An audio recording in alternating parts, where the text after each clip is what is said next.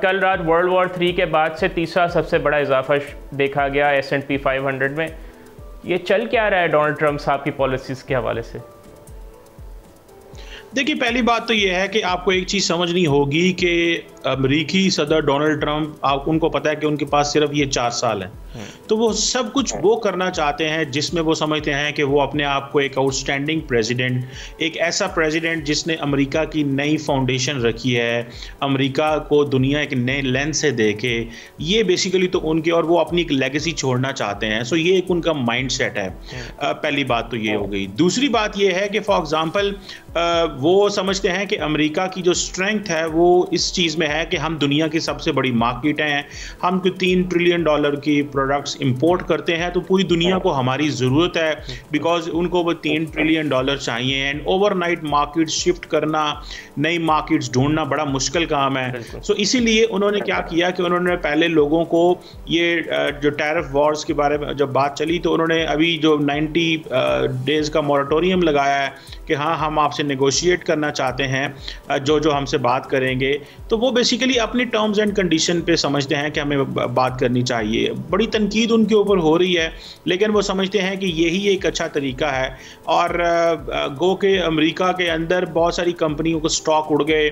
सो वो कह रहे हैं कि जो मार्केट्स जो हैं वो ख़राब नहीं हुई, जो मार्केट्स के जो सेंटिमेंट्स हैं वो थोड़े डिस्टर्ब हुए हैं, तो वो समझते हैं ये सारी चीज़ें ठीक हो जाएंगी, मैन्युफैक्चरिंग दोबारा आएगी। और इसे आप समझ लें कि अब वो चाइना से चीज़ें उठा के इंडिया, इसको हम बोलते हैं friend shoring and home shoring. American ये कह रहे हैं कि प्रोडक्ट्स उठाएं चाइना से और या ले जाएं इंडिया, या उन फ्रेंडली कंट्रीज में जिन पे हम कम टैरिफ लगाएंगे, नेगोशिएट करेंगे, या होम शोरिंग करें, और ये सारे के सारे बिजनेसेस जो हैं अमेरिका के अंदर लेके आए, अमेरिका के लोगों को जॉब्स मिलें।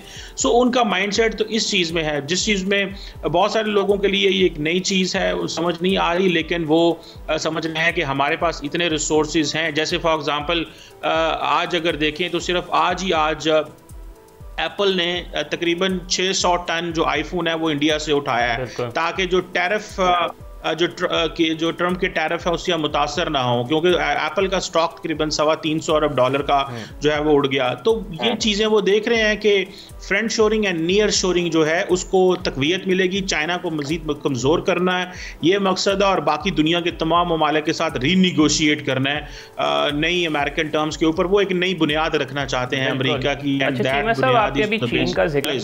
आपने अभी चीन का जिक्र किया। अब कल अमेरिकन जो सेक्रेटरी फॉर फाइनेंस हैं, secretary of state for finance, उन्होंने कहा कि अमेरिकन प्रेसिडेंट डोनाल्ड ट्रंप की ऑल अलोंग स्ट्रैटेजी ही यही थी कि हम चाइना को बेट करें, और चाइना ने हम पे रिटेलिएटरी टैरिफ्स लगा के वो हमारे झांसे में फंस गया, और हमने अब सिर्फ चाइना को पकड़ लिया और बाकी मार्केट्स को देखें हमने जो एक 90 डेज़ का हमने मॉरेटोरियम दे दिया है। डू यू रियली थिंक कि चीन को अमेरिका उस तरह से बिल्कुल एक साइड लाइन कर सकता है या बैकफुट पे धकेल सकता है? क्योंकि China, I think global supply chain में जो चाइना को एक फुटप्रिंट स्प्रेड हो गया, आई थिंक वो इतने कम टाइम में इतना ज़बरदस्त तरीके से फुटप्रिंट स्प्रेड हुआ है, अब उसको किस तरह अमेरिका कम कर सकता है? जो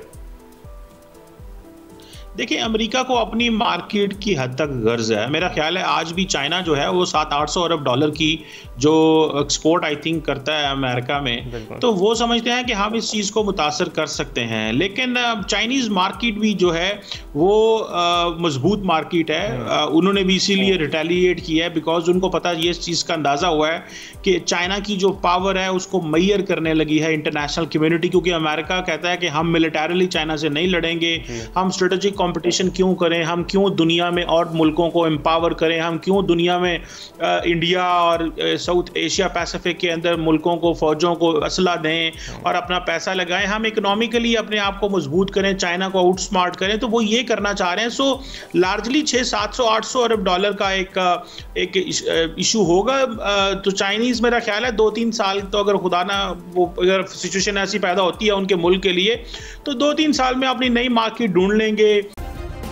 सब्सक्राइब करें और बेल दबाएं ताकि कोई खबर रह न जाए।